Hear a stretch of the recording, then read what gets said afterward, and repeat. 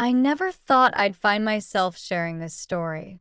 It's deeply personal, and to be honest, I still have trouble coming to terms with the details.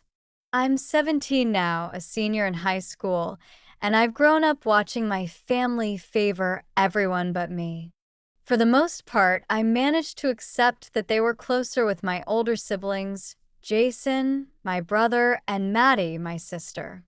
They each had their special bonds with my parents that I could never quite replicate, no matter how hard I tried.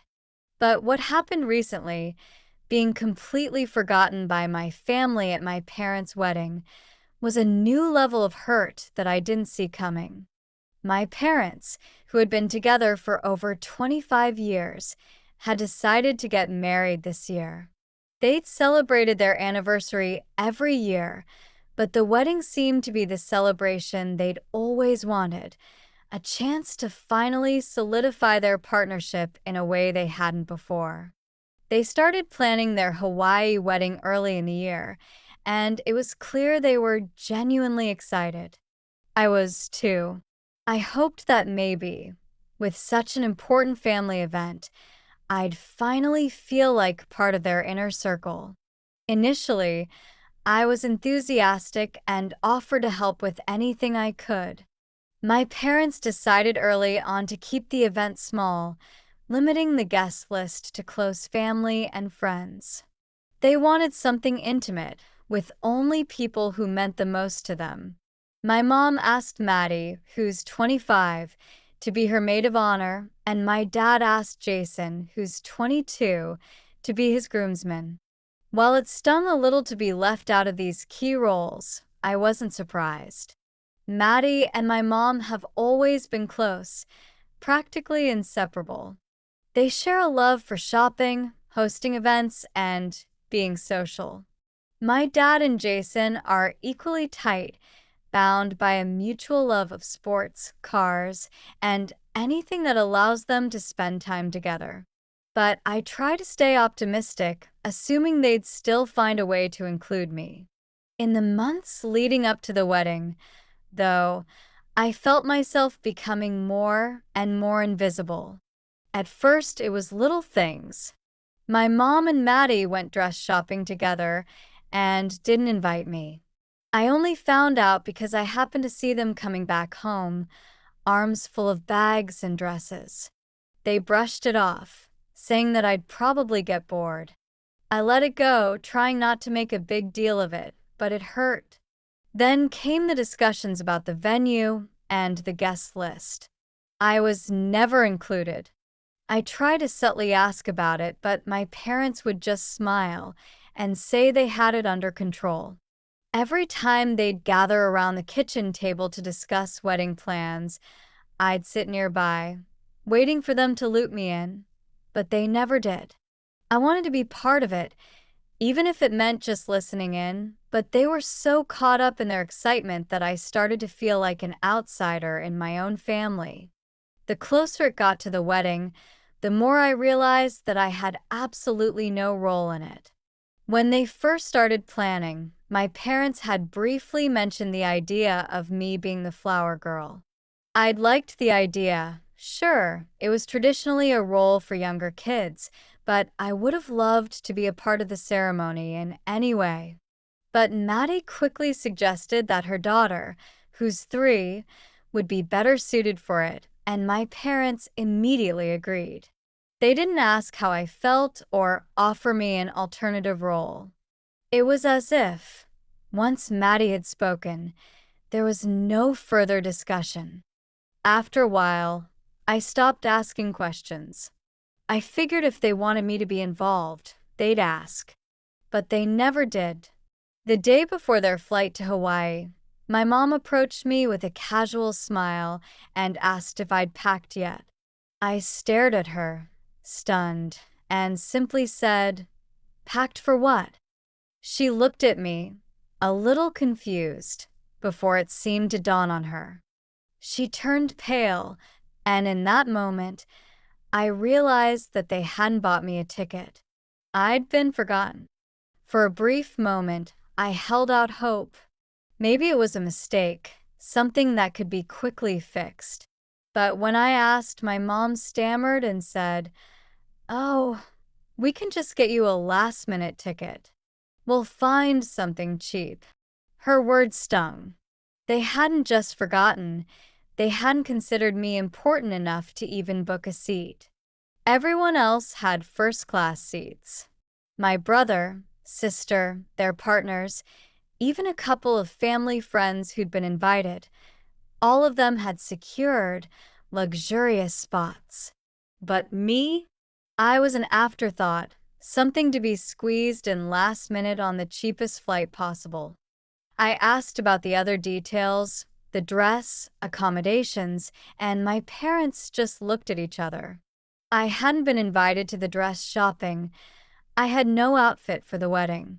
My dad rolled his eyes and told me to just wear something I had at home. I didn't have a single thing appropriate for a wedding, and they knew it. At this point, I couldn't hold back my frustration. I confronted them, asking why I'd been excluded from every single part of the planning.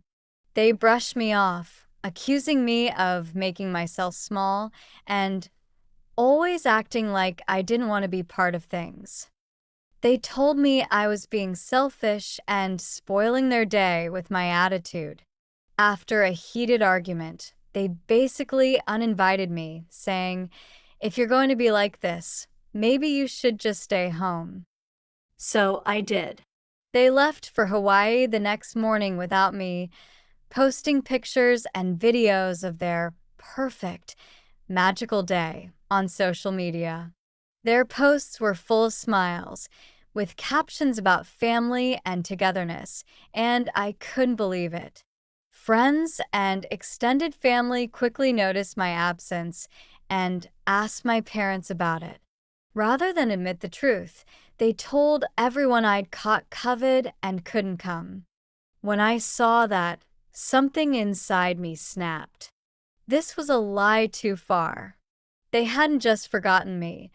Now they were lying to cover it up, painting me as the sick, absent child who'd missed their big day through no fault of my own.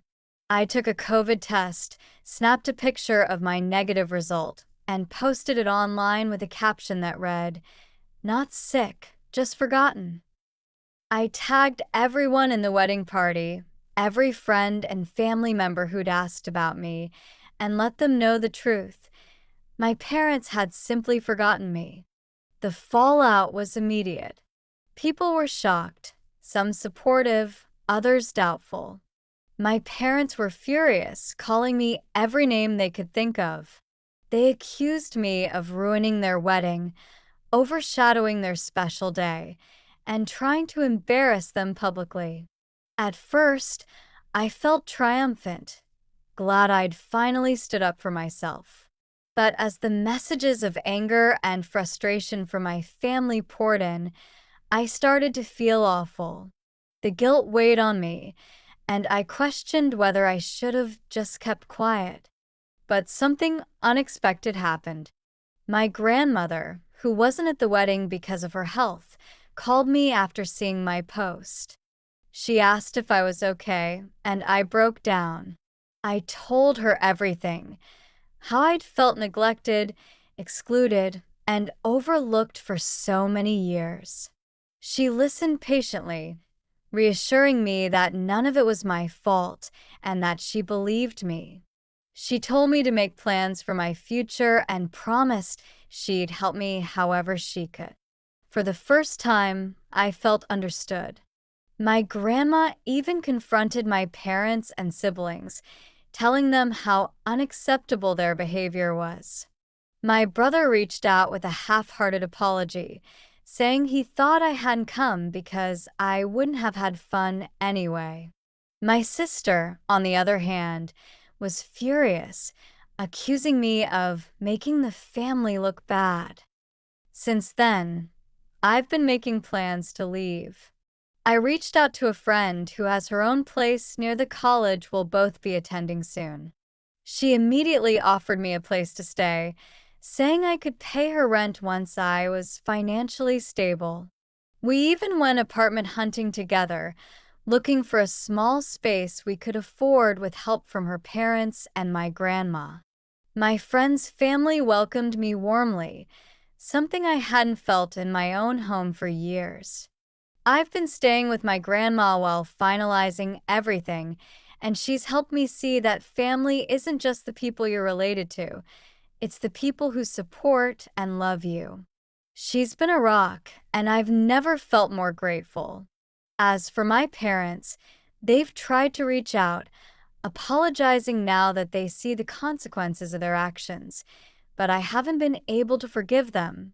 My sister even tried to guilt me, saying that our mom was heartbroken over this whole ordeal, but I can't let myself be manipulated anymore. I'm moving out soon and planning to start fresh. Therapy has helped me find strength I didn't know I had, and I'm learning to forgive myself for standing up for what I deserved all along. Thanks to my grandma and friends, I'm finally stepping into a future where I am valued, respected, and never, ever forgotten.